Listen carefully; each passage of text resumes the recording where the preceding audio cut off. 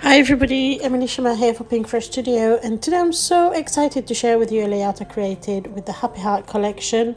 And I had a lot of fun creating a monochromatic layout.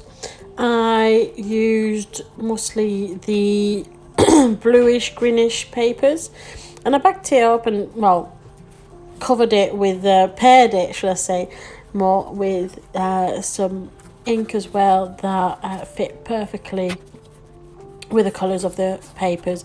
I'll list all the material I've used below in the comment section, so please don't hesitate to look at all the area where you've got all the details for everything that's been used. So I test two of the papers and I'm curling around the paintbrush. It's a technique that I've used a lot last year, and for some reason over the last 12 months I haven't used it very much. And I thought it was time to revisit that style of scrapbooking because it's something that I've loved in the past to do and haven't done a lot lately, and felt I wanted to have a bit of a throwback, if I can say it that way. So once that paper was curled, I layered them on top of each other. I'm using some double-sided sticky tape. I tore a little bit off the paper, so I've gluing it, as you can see, just to fix it very quickly so we don't end up with something not the way I like it. I'm then placing the tape on there, but as you can see I don't remove the backing straight away because I'm looking at making it work around the page. So it's not glued. It looks like it's glued right now, but it isn't yet. I'm placing it there because I want it to add a little bit of stamping behind, so I'm using the stamp and I'm stamping it in the same color that I use for the color water drops of colors, and that will all melt and make it all work together quite nicely. I'm not too bothered about the stamp getting on top of each other in the middle area because that's going to be covered by the paper and also by my photograph.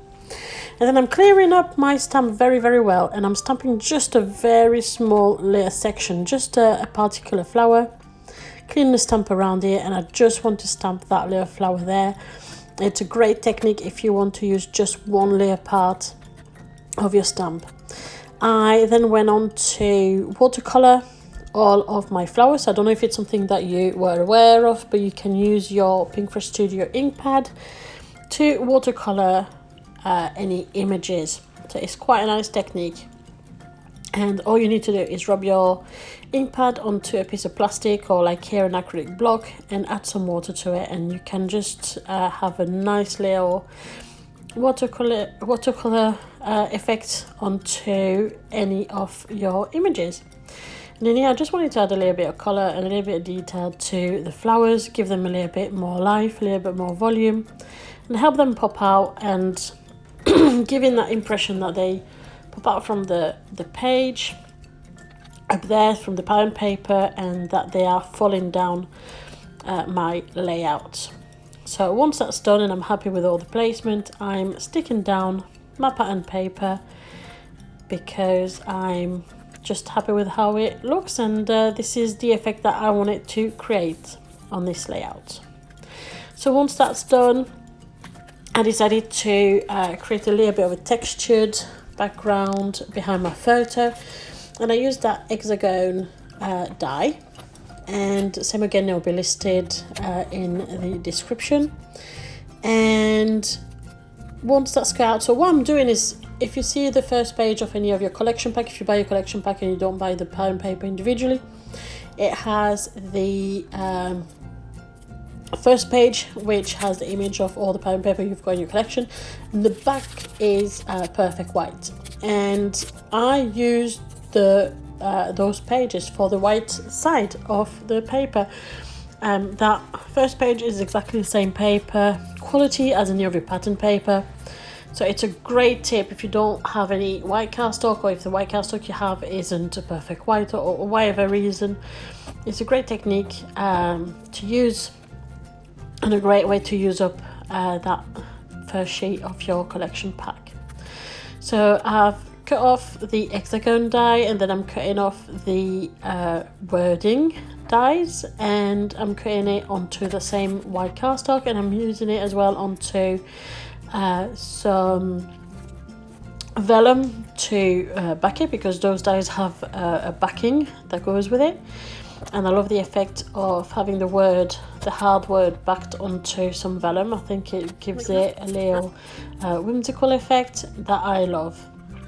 So once that's all nicely cut, I am cutting the "You Are Wonderful" images, words, and once that's all cut, I'm carefully applying the glue to the word. So it's something that I'm struggling with, and perhaps I'm not very refined. I can't seem to use tweezers or anything like that, and I end up with my fingers covered in glue usually. So it's something that I'm putting a lot of time into doing correctly, so that I don't end up ruining what I've done. And I'm quite happy with how it turned out with these words. I've managed to not have glue everywhere and to still make it look nice, cleaned and centered. So if you have any tip on how to do that, maybe there's an easier way to do it, please don't hesitate to put it in a comment for me, because I'd love to get a few more tips on how to do that. So once that's applied, so I'm pushing it, I'm really adhering it by using the packaging. I don't want to put my hand onto there, because I've learned with experience I'm covering my hands with glue otherwise, and it makes a mess. So I'm doing it with the packaging. I'm removing the edge of that hexagon dies. I've cut a second one, and now I'm looking at where I'm going to glue them so that I can put my photographs on top of them. And I want my photograph to be centered. I want them to be slightly on top of each other. So this is just about where I decided I wanted to have those little hexagon, and they are just glued very lightly onto the curls of the paper behind, so it still respects the volume of the curls. I am then backing up my photo with double-sided sticky foam pads, and I'm raising them a lot, and we're talking about 3-4 layers of dots, so that it is raised without squishing the curls underneath. And it might not fit into the albums, but generally I don't place my layout into albums. They tend to get placed together in a special area where I put all my layers together, but I've got a couple of albums in my craft room, but I very rarely go and fill them up. I always struggle to spend money on buying a new album. I always rather spend that money onto materials and crafting things. So yeah, I rarely use albums, so that's why I'm not overly I'm never worried about creating voluminous layouts, because my favorite one then will go into a shadow box frame and decorate my room. Otherwise they just stay in with all the other layout that I have. It's in a pile on the side, and this is where I keep my layout. But otherwise there I'm just applying my second photo slightly on top. I'm making sure the foam pads go between the holes of the die behind, so that it doesn't flatten it and it doesn't squish it down, and it keeps the volume, and it's more against the photo than against the layout. And I'm putting a little bit more to have that corner raised up. I then decided to pull out any of the embellishment that had those green blue colors, and I went with the frames. I wanted to add a little bit more detail to the layout, a little bit more texture and shape. So I'm placing frames in 3, so I'm placing them around my photograph, but still also respecting the cascading flowers behind, so it kind of supports that shape of cascading flowers. I am now placing my title. I wasn't too sure I wanted it to stand out. I didn't want to put sticky foam pads behind it, however, because I didn't want them to be visible through the vellum. So I knew that I would have to glue it onto the photograph, but it was just a matter of balance and finding where on the photograph I would glue them and how it would work. And once I'm happy with the placement, that it doesn't cover the important part of my photos, but that it also all work together with the background, with everything still gelled together in my eye, I'm just happy to just glue it down. So I'm only putting glue where the white of the words are. I'm making sure I don't put glue behind the actual vellum so that it's not visible when it's glued on. So it's very tiny little thin line of glue.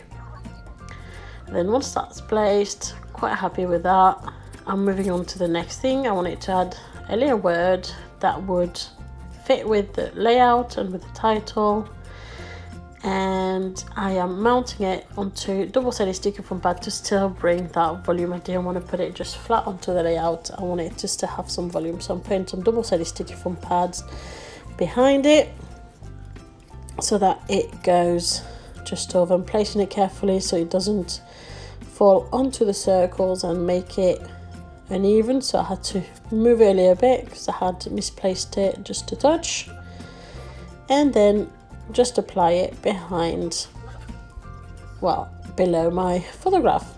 So there we are. And now we are on to the finishing section of that layout. I'm getting the little jewels to apply all around the page and making it cascade down alongside all the flowers, and it just I just like the fact that it showed back that, how can I say it represented all the splash of water, because those photos are Sophia splashing in the swimming pool that was, well, the little paddling pool we've got in the backyard. And I just like the fact that it kind of brought that back out of the page. You saw those little splashes of water going down, and those jewels are so sparkly and beautiful. They really repeat that water effect, and I felt that it worked beautifully with this layout. And it was just the enough bling, enough embellishment to make this layout come to life really nicely. So I'm going around with my little tool. I apply a little bit of dot of glue and then add the jewel to it. I'm trying to find where I feel needs an extra layer jewel, and I decided to put just a little bit above the layout to make it all gel together and come together on my page. And there we are. I really hope that you enjoyed this video. I hope that you were inspired by this layout and give you more ideas on how to use your Happy Heart collection as well as some of your dies. Thank you so much for watching, and thank you for all your comments. Thank you very much. Bye.